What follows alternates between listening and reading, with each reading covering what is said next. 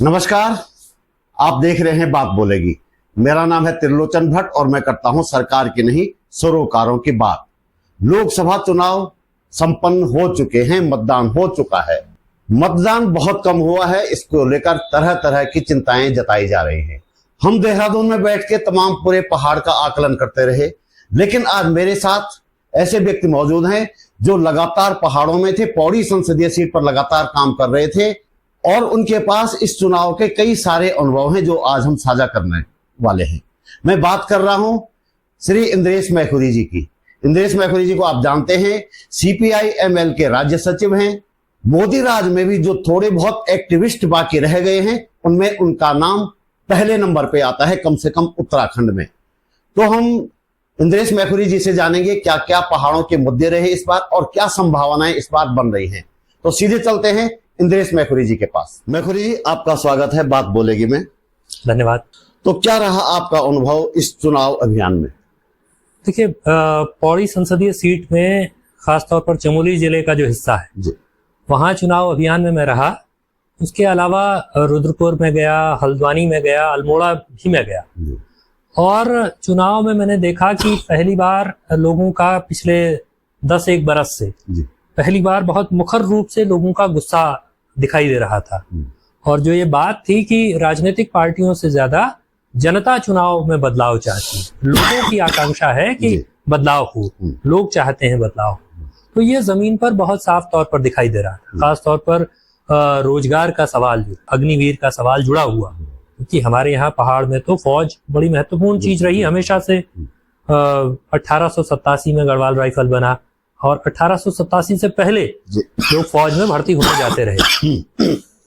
तो इतनी लंबी फौज में जाने की परंपरा है। अब अचानक से पता चल रहा है कि फौज अग्निवीर हो गई है। 4 साल की फौज हो गई है। और ऐसी फौज जिसमें व्यक्ति अगर सीमा पर शहीद हो जाए तो शहीद का दर्जा भी न पाए। और हम वो हैं, उत्तराखंड वो जगह है यहाँ पहला विक्टोरिया क्रॉस, दूसरा विक्टोरिया क्रॉस, पहला परमवीर चक्र कुमाऊं रेजिमेंट के सोमनाथ शर्मा को मिला आजादी के बाद 1948 में। इतने सब डेकोरेटेड मेडल्स के साथ हमारे पास उपलब्धि है और अब पता चल रहा है कि फौज तो है ही नहीं। तो बड़े पैमाने पर नौजवानों में भी ये बात बहुत तीखे तरीके से घर की कि ये सरकार तो हमसे सब कुछ छीन लेना चाहती है। जिसको सोशल मीडिया में लोगों ने बड़े लोकप्रिय तरीके से इस बात को कहा कि भाई 17 साल का लड़का 21 साल में रिटायर होकर के घर आ जाएगा और 73 साल का बूढ़ा व्यक्ति फिर 10 साल के बाद एक और कार्यकाल मांग रहा है। तो इसको लोग जमीन पर महसूस कर रहे थे कि अंकिता भंडारी का केस लगातार न केवल गढ़वाल में बल्कि तमाम लोकसभा सीटों पर उस केस की चर्चा और उसमें जो VIP शामिल है उसकी चर्चा लगातार होती रही। और भी पहाड़ के जो तमाम सवाल हैं उन सवालों की निरंतर चर्चा होती रही और उन सवालों के साथ लोगों को ये कहते हुए आप कहीं भी सुन सकते थे कि भाई अब तो हद हो गई, इंतहा हो गई।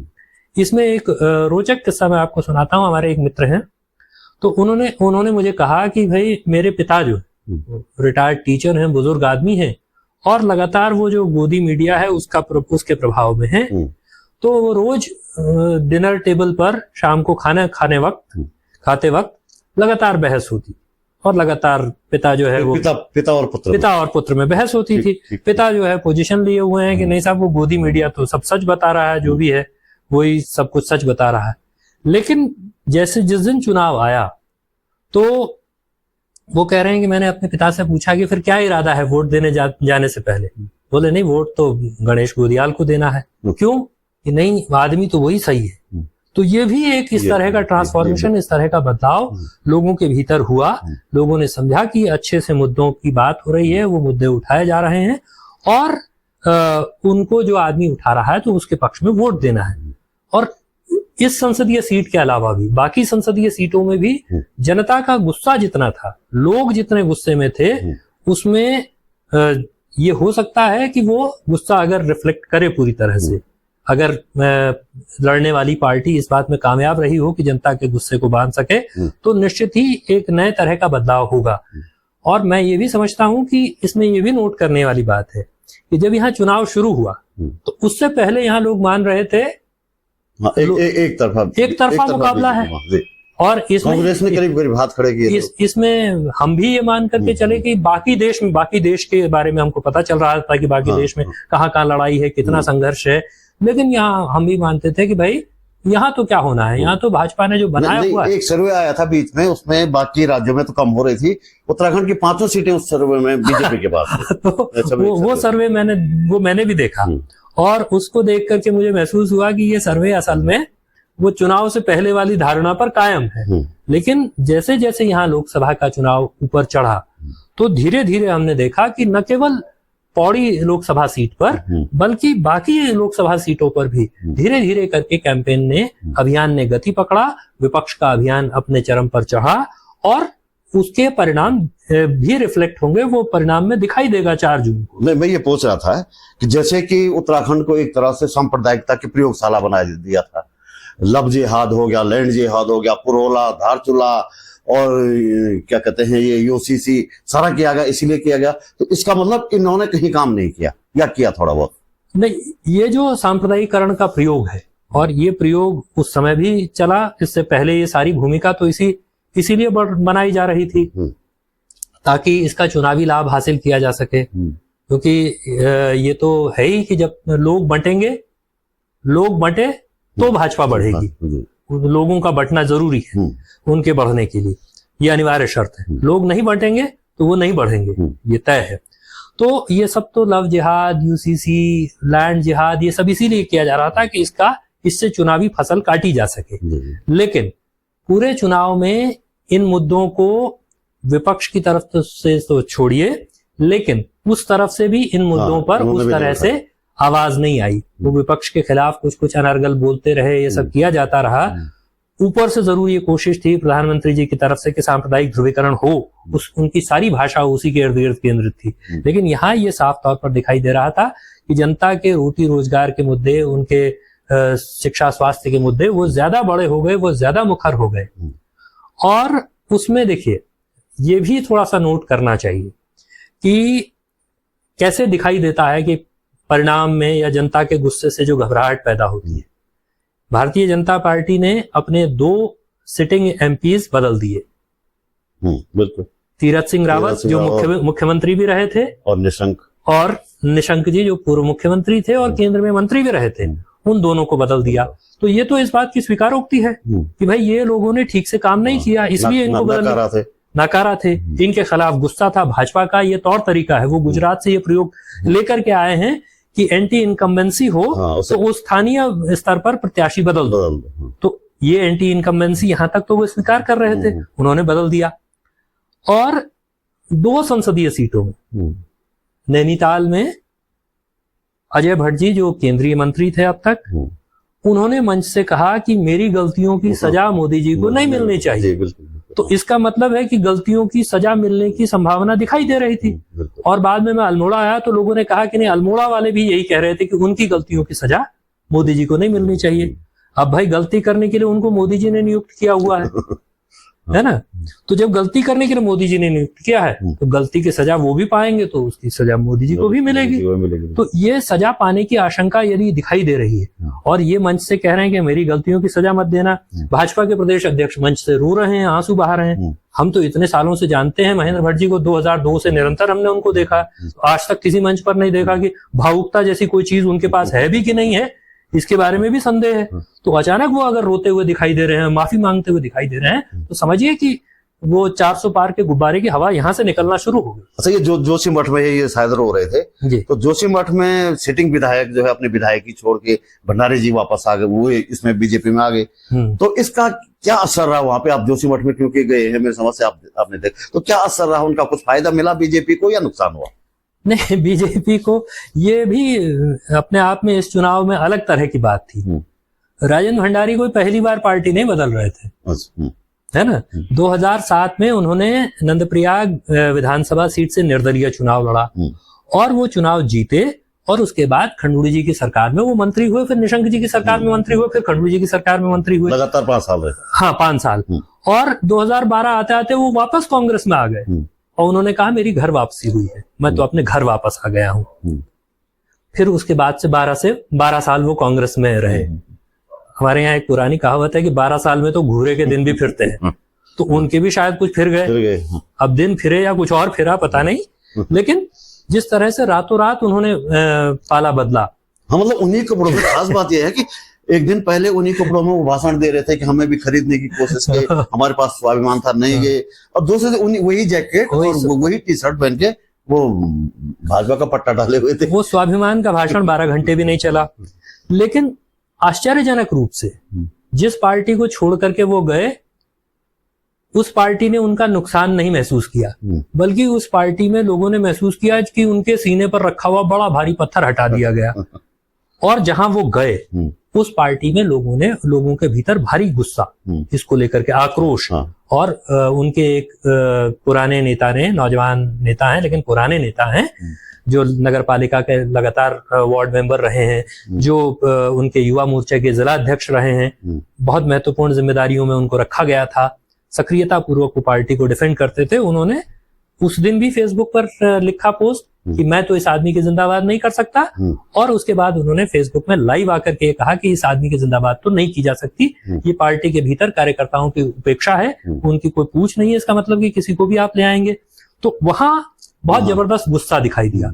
तो वहां गुस्सा था, यहाँ राहत महसूस की जा रही थी। जहां वो गए वहां गुस्सा, और जहां से वो गए वहां राहत महसूस की जा रही थी।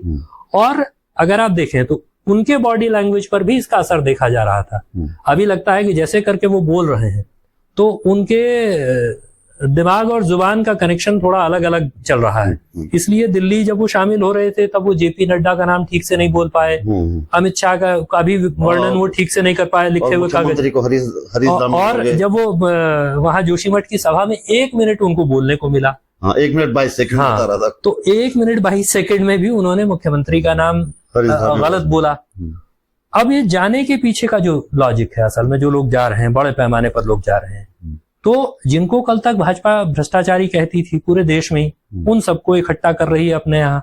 तो हम तो पहले से कहते रहे कि भाई भ्रष्टाचारियों के 2 ठिकाने, भाजपा में जाओ या जाओ जेल खाने। तो आदमी सोचता है भाई जेल खाने क्यों जाना है, भाजपा में ही चले जाते हैं, क्योंकि मान सम्मान मिलेगा, और कुछ नहीं तो पन्ना प्रमुख ही बनेंगे और जेल नहीं जाना पड़ेगा।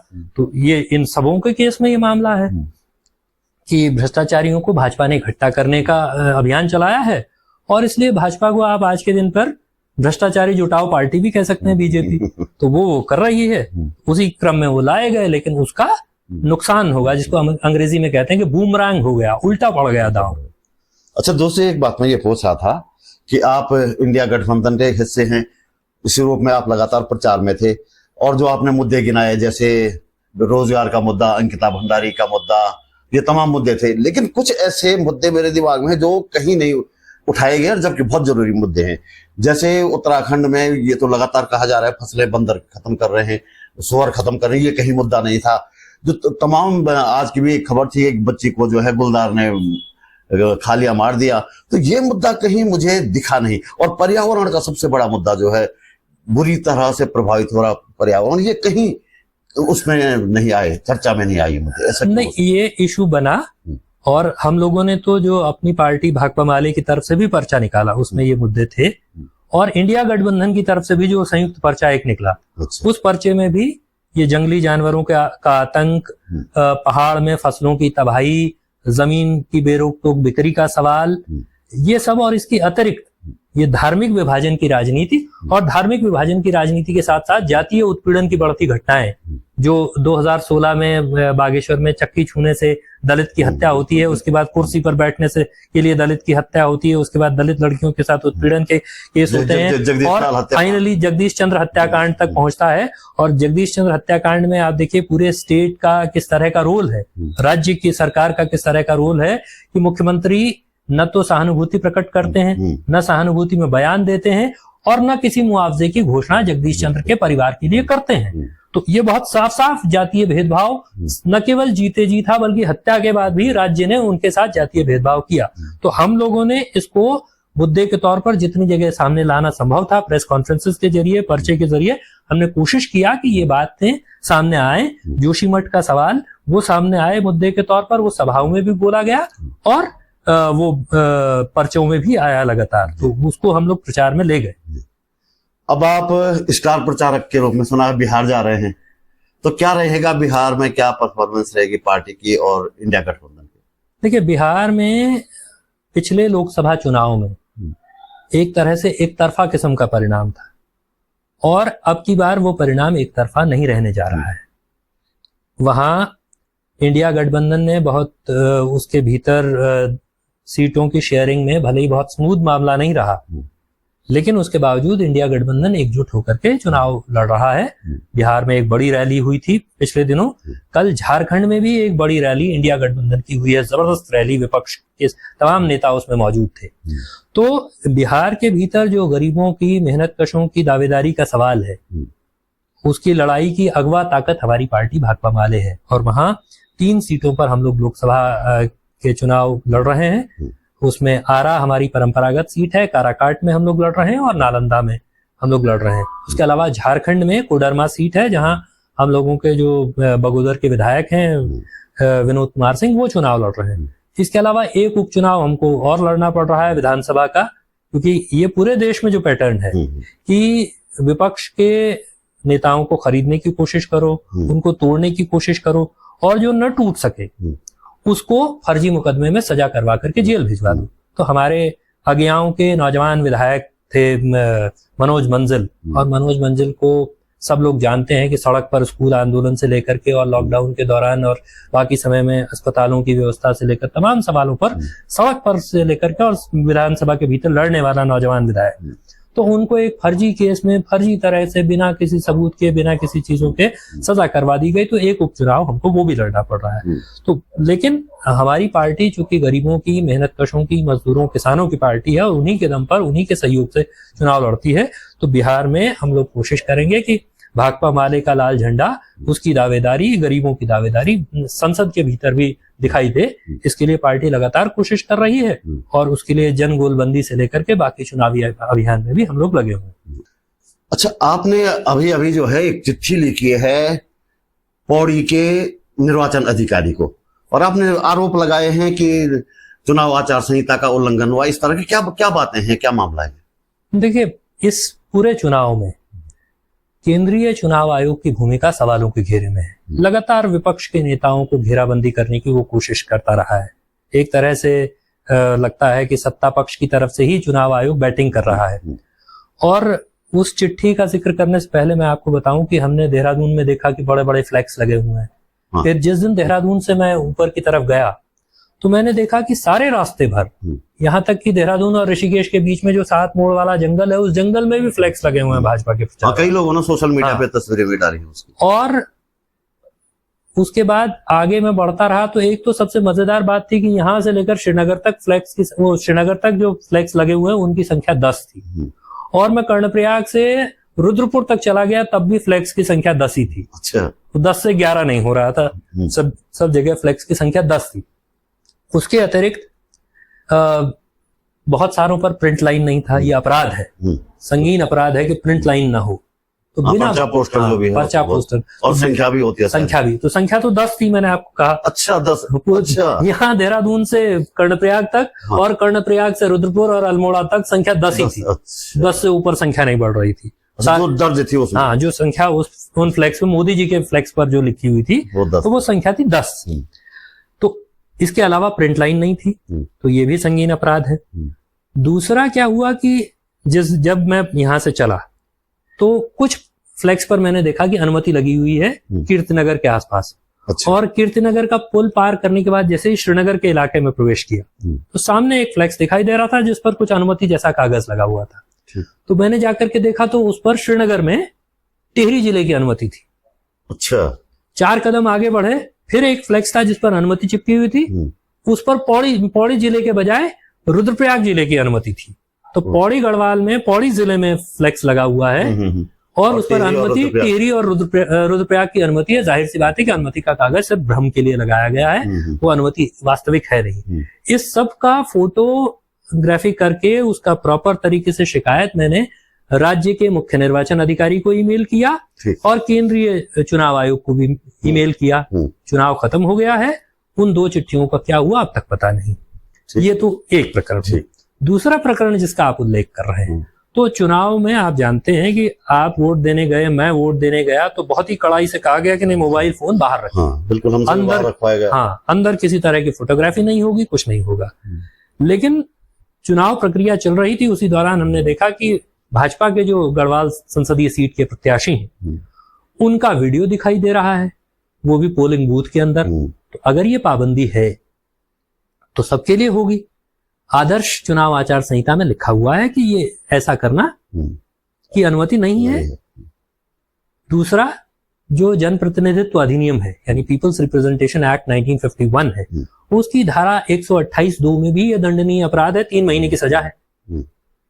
लेकिन धड़ल्ले से हो रहा है, उनके फेसबुक पेज पर वो वीडियो अभी भी लगा हुआ है। तो इसकी शिकायत मैंने मुख्य निर्वाचन आयुक्त, भारत निर्वाचन आयोग नई दिल्ली को ईमेल किया, मुख्य निर्वाचन अधिकारी उत्तराखंड को ईमेल किया, और पौड़ी के जो जिलाधिकारी हैं, जो निर्वाचन अधिकारी भी हैं, आरओ भी हैं इस गढ़वाल लोकसभा सीट के, उनको भी भेजा। और अखबार में उनका बड़ा हास्यास्पद बयान छपा। उनका बयान था कि भाई न तो हमारे सेक्टर मजिस्ट्रेट ने कंप्लेंट किया, न किसी एआरओ ने कंप्लेंट किया, और ना ही कांग्रेस के लोगों ने कंप्लेंट किया। तो हमारा सवाल है कि भाई इन 3 के अतिरिक्त कोई शिकायत करेगा तो वो शिकायत नहीं मानी जाएगी, और कांग्रेस से शिकायत की अपेक्षा क्यों है? चुनाव तो 13 अभियर्थी लड़ रहे हैं, बाकी के 10 ये किसने तय किया कि तीनों की शिकायत पर ये कहां पर कौन सा नियम है? या तो ये स्पष्ट हो कि भाई इन्हीं के शिकायत पर कंप्लेंट होगा। चुनाव लड़ने में भी कांग्रेस के अलावा भी तो, कांग्रेस और बीजेपी के अलावा 10 और अभ्यर्थी, 11 अभ्यर्थी चुनाव लड़ रहे हैं, 13 लोग चुनाव लड़ रहे थे, तो वो भी शिकायत करेंगे तो नहीं माना जाएगा। या मैं एक पॉलिटिकल एक्टिविस्ट हूं तो ये नहीं माना जाएगा। तो इसको लेकर के मैंने लिखा। तो कल रात पौड़ी के जिलाधिकारी का मुझको फोन आया, उन्होंने कहा कि वो मेरा व्हाट्सएप मैसेज नहीं देख पाए जो कंप्लेंट का था, और आज वो कार्रवाई कराएंगे। तो अभी तक तो किसी कार्रवाई की सूचना नहीं है। लेकिन बात सिर्फ इस एक घटना की नहीं है, बात यह है कि ये साहस कहां से आता है कि आप चुनाव आचार संहिता की खुलेआम धज्जियां उड़ा सकते हैं। कुछ लोग कानून के सामने सब समान है, लेकिन कुछ लोगों को ज्यादा समानता प्राप्त है, ज्यादा अधिकार प्राप्त है, वो कुछ भी कर सकते हैं अंदर जाके। उसी तरह के केस में रुद्रपुर में एक व्यक्ति की गिरफ्तारी हो गई क्योंकि वो साधारण नागरिक था, और ये चूंकि सत्ता पक्ष के प्रभावशाली नेता हैं, प्रत्याशी हैं, तो इसलिए इनको छूट है कि ये पोलिंग बूथ के अंदर ये सब कर सके, फोटोग्राफी, वीडियोग्राफी करें और उसको सोशल मीडिया पर डालें, और इनके खिलाफ एक्शन करवाने में आपको एड़ी चोटी का जोर लगवाना पड़ेगा। तो चुनाव आयोग की जो एक समय साख थी कि वो सही को सही और गलत को गलत कहता है, पूरी कड़ाई से काम करता है, तो इस समय धीरे धीरे करके चुनाव आयोग ने अपनी उस साख को खोया है। और मैं बहुत साफ तौर पर आपसे एक बात इसमें कहना चाहता हूं, और कि जिस तरह से नए चुनाव आयुक्तों की नियुक्ति हुई, और उसमें जो हमारे राज्य के पूर्व मुख्य सचिव हैं संधू साहब, डॉक्टर सुखबीर सिंह संधू, तो संधू साहब की पक्षधरता तो संदेह के घेरे में है, इसलिए कि जब वो national highway authority of India के चेयरमैन थे और उनको यहाँ मुख्य सचिव के तौर पर लाया गया, तो गडकरी जी ने उनके पक्ष में एक लंबा सा फेसबुक पोस्ट लिखा।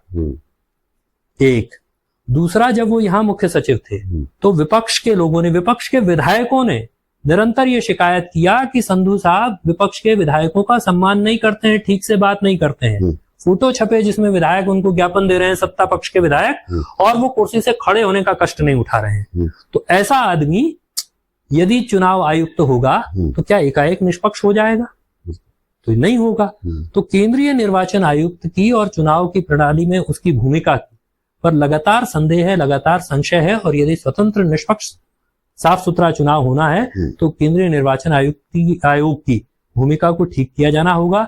वो जो कहते हैं कि हम लेवल प्लेइंग फील्ड उपलब्ध कराते हैं, तो वो कार्रवाई में दिखेगा कि विपक्ष के लोगों पर लगातार कार्रवाई, और सत्ता के पक्ष के लोग कुछ भी कर दें, उनके 100 खून माफ, ऐसा करके तो नहीं चल सकता है।